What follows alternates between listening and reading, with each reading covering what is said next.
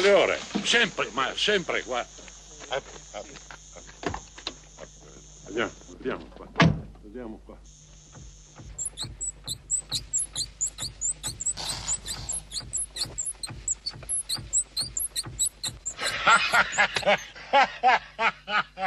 Ecco qua.